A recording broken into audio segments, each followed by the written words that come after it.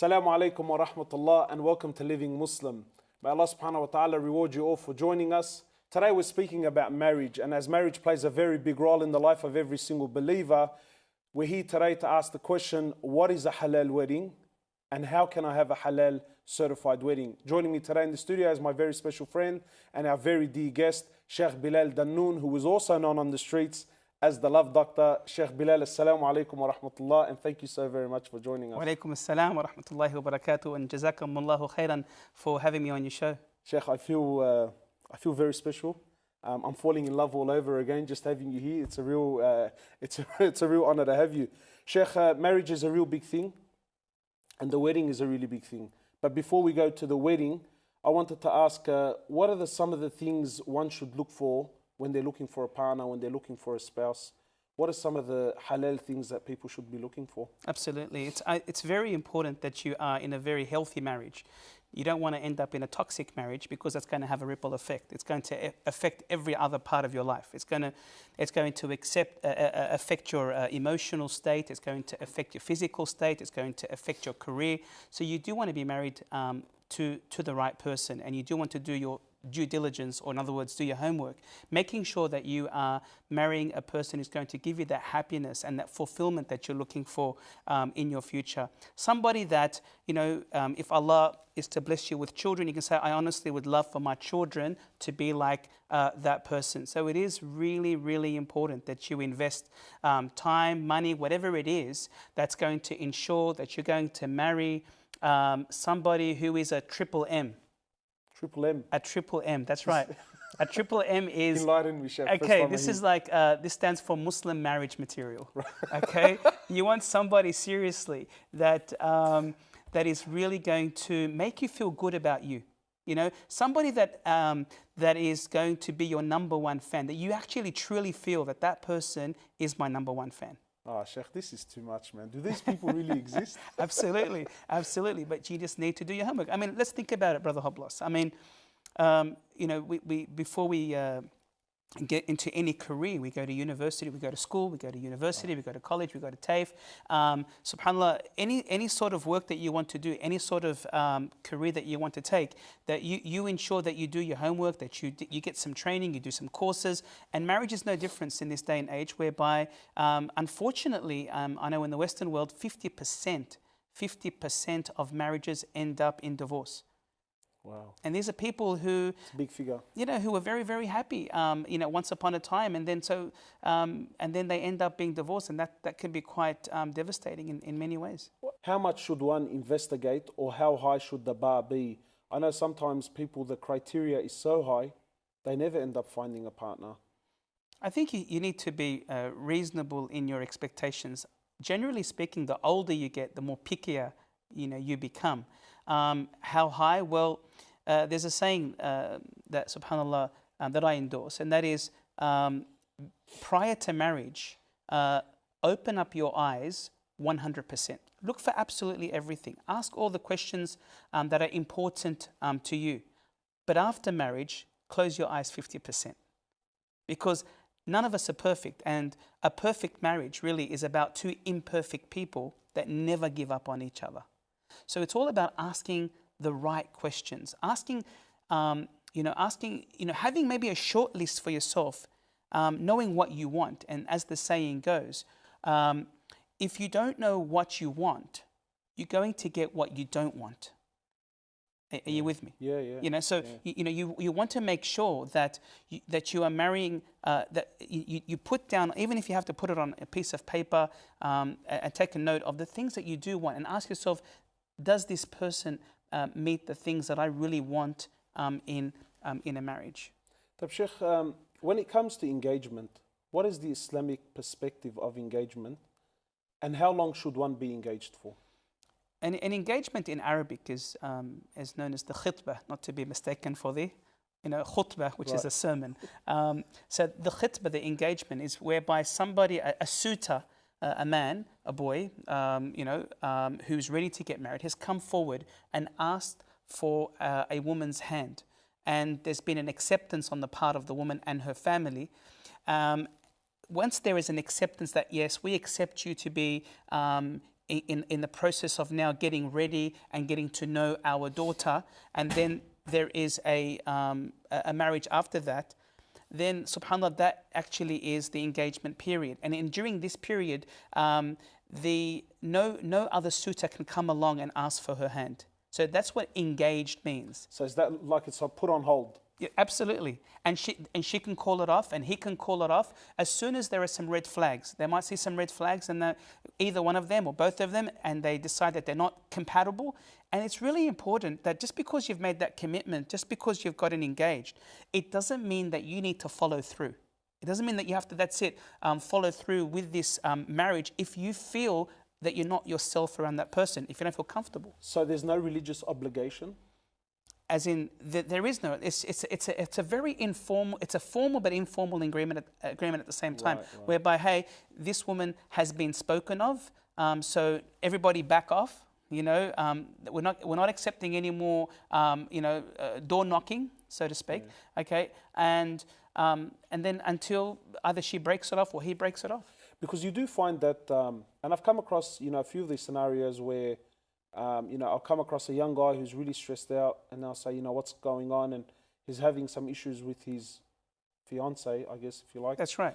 But I can't help but feel that he feels that he's religiously obliged to marry her, simply because they're now engaged. So I think going back to what you were saying, that you don't necessarily have to go through, rather the engagement is a period to see, will this work out? Absolutely. Or not? Absolutely. Because how else are you going to get to know her? From an Islamic perspective, you're not allowed to be alone with her, alone, with the opposite gender. So yes, the engagement period allows you to get to know this person, and you can ask all the questions that you want pertaining to your goals, your vision, your objectives.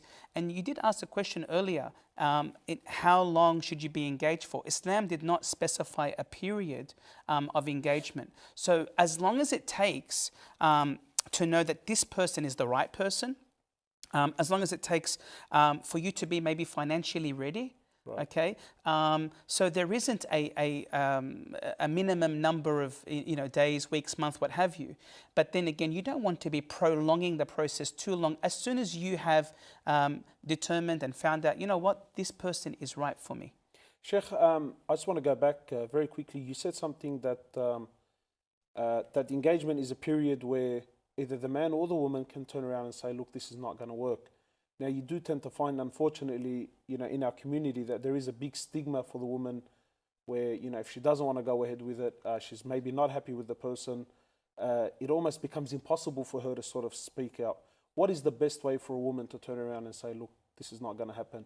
Is this something that she has to say directly to the young man, or does she tell her father and then her father deals with it? Whatever's going to be the best outcome for her. Right. With it, and it may be in her best interest to go through her father and say, Dad, look, things aren't really looking too good for this gentleman, and I'd like you to speak to him and tell him, look, that we're pulling the plug in the best possible way.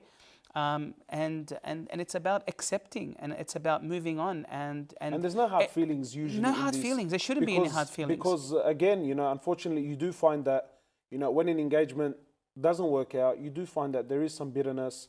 This family will no longer speak to this family anymore, and it's like this really big. But I mean, from what you're saying, one should just let it go, move on. Absolutely, short-term pain is better than long-term pain. Right. So you want to cut your losses. You want to basically, you don't want to enter into a marriage, and then you're going to have to go through all the expenses and what comes, with getting married, and emotions and all of that, and building all of that up, and then saying, I never really wanted to be in this in the beginning. Well, why didn't you say something? Yeah. I think you need to be brave. I think couples, fiancés need to be brave and say, look, I don't think you are right for me. You're an excellent person. I mean, you can have two beautiful people, but they're just not compatible. Yeah. So compatibility is something that the scholars of Islam have spoken about, and that compatibility is something that you will find out by discussing and having a dialogue about, what is it that that you really are looking for in your marriage, in your future. Okay, so Sheikh, I've chosen my partner. We got engaged. we're happy, we're going to go ahead with it. Excellent. Now, where to from here? Islamically, what's the difference between a KK, Katb Kitab, right, and the wedding? Is there a difference between the two? Yes, absolutely. The KK, as you called it, or the Katb Kitab, also known formally as the nikah.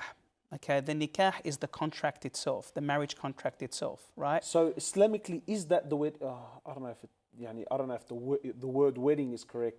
But once I do the Katb Kitab, are we Islamically married? As Islamically you are. But there may be some conditions. There may be some conditions whereby, okay, we've engaged in an Islamic contract, and a nikah or an Islamic contract means that there is the the wali, who is usually the father if he's still around.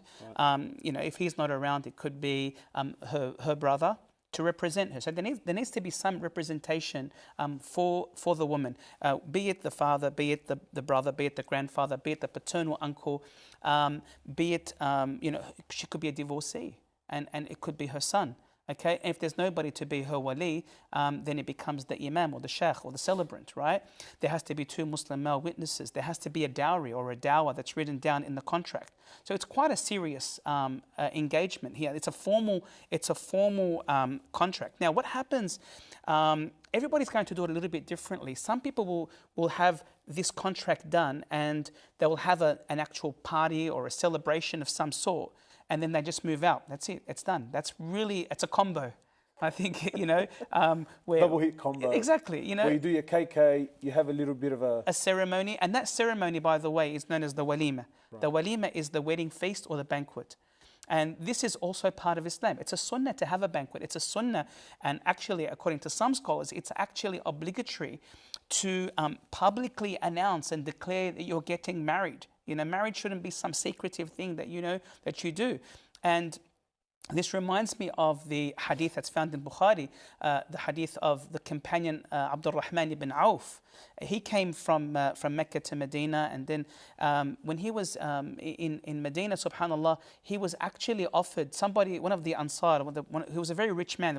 There was a man from amongst the Ansar. He actually offered one of his 2 wives. Back then, they had, when the Muslims came to Medina, they had nobody. And this man said, look, choose one of my wives, I'll divorce her, and you can marry her after her iddah. And so this man, Abdul Rahman ibn Auf, he said, no, I just want to go to the marketplace. So he goes to the marketplace and he works for a few days. And then, he comes back, he sees the Prophet ﷺ, and he's got this, yellow dust on him, and this scent.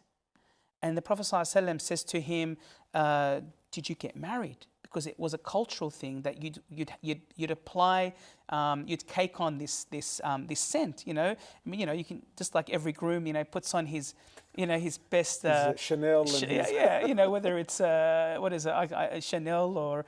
I don't act like you don't put on, Sheikh. I smelt it on you before. Whatever it is that you put on.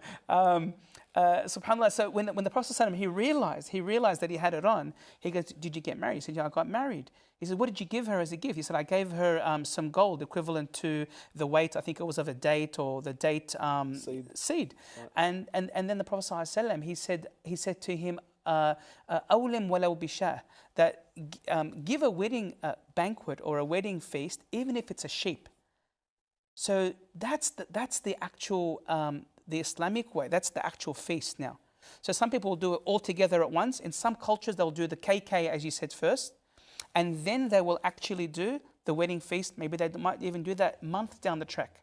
Because once you now Islamically have gone into KK, you can actually, hold hands, be alone, go out and about. You want to choose your furniture. You want to go to different receptions, what have you. So one can do his KK and delay, say, having his walima. Absolutely. Sometime. So to maybe give a scenario, maybe one, he's gotten engaged, he likes his partner, she likes her partner. There's really no reason for them to not get married, but they maybe cannot afford to say, let's say, move out at the time. So they may do their KK then, just to make all of their interactions halal. Absolutely. And then maybe not move out until sometime later, where they may do a walima, whatever it is, 6 months or even a year down the track. This is fine. That's right. And some people might do their KK, for example, today, and then their walima tomorrow. or they might do, far apart. So it all works. Okay, but there's no restriction. There's no hard and fast rule. Right. Okay. But the hard and fast rule is to be married. There are certain requirements that you have to meet according to Islamic Sharia. Okay, and the sunnah to celebrate your KK or your nikah is something called a wedding or the walima. طيب Sheikh, the golden question: what is a halal wedding, or what is the ideal halal wedding? Well, I guess share some thoughts, some tips. I guess what we have to keep in mind here is the pleasure of Allah Subhanahu wa Taala. Always building having strong foundations in everything that we do. Okay, and so the same applies with a wedding. With a wedding, you got to have like strong foundations. You don't want to build your marriage on weak foundations, on displeasing Allah. Okay, you don't want to be doing things that bring about the anger of Allah. At the end of the day, who's going to bless your wedding? Allah subhanahu wa ta'ala. Who's going to bless your wealth? Allah subhanahu wa ta'ala. Who's going to bless you with children? Allah subhanahu wa ta'ala. So we need to keep the end in mind always. So you don't want to get off the wrong foot. You don't want to do that. I mean, we don't want to go into the details now of, Muslims generally speaking, they know what's halal and they know what's haram. As the Prophet ﷺ said, halal is clear and haram is clear. Yeah, there are some doubtful matters, and when you are in doubt, ask. Pick up the phone, call your local imam or your sheikh. Pick up the phone or go to the masjid, go to the Islamic center. Ask, hey, I'm about to perform a wedding, and I really want to please Allah subhanahu wa ta'ala because I want Him to bless my marriage. Okay, I want to be in a blessed marriage. When you get married, as you know, Brother Hoblos, that when you get married, that you're completing half of your faith, half of your deen. So you do want to start on a good footing. It's one of the biggest acts of ibadah that you would probably do as far as... And that's what the Prophet ﷺ said. He said, when the servant of Allah marries, by doing so, he perfects half of his deen, half of his religion. Because there's a lot of things you cannot implement in deen until you get married. Absolutely. Yeah, absolutely. Like the fact that now that you are married, that you're responsible for your wife, you're responsible for your children. The wife is also responsible towards her husband and her family. So an ideal Islamic wedding is one whereby there is a feast. Okay, you have invited your friends. You're not restricting it to a certain cohort or group of people. So I'm only inviting my rich friends, for example, because they're going to bring me the good gifts. Yeah, there are no flowers and no gifts. Hint, give me money. We've all read those gift cards, haven't we? Yeah. You know what I mean? But we want to invite everybody, and we want to maintain that unity in the community, and invite even with Muslims, inviting non-Muslims to our wedding so they can see. I've conducted many marriages where there are non-Muslims that are present, and they say, "Wow, that was interesting. We never knew this. We learnt a lot today from this experience." So this experience, this wedding experience that you have, and we're talking here about, we're in Australia, we're living in the West. It's so important for the West to see our true colours. Who are we? And how do we celebrate? How do we celebrate? And I think there's a lot that they can learn, and that is a form of da'wah in and of itself. Because the celebrant usually will talk about beautiful things related to love, marriage, the husband's rights, the wife's rights, the duties, how to maintain a very, very healthy marriage. And when people hear that and they go, wow, we had a different image of Islam and marriages, and I get it all the time. People, non-Muslims coming up to me, hey, we we knew that. We weren't really expecting that. We didn't know what to expect. So, well, look, Sheikh, we are out of time. I really would like to thank you for coming in. May Allah subhanahu wa ta'ala reward you.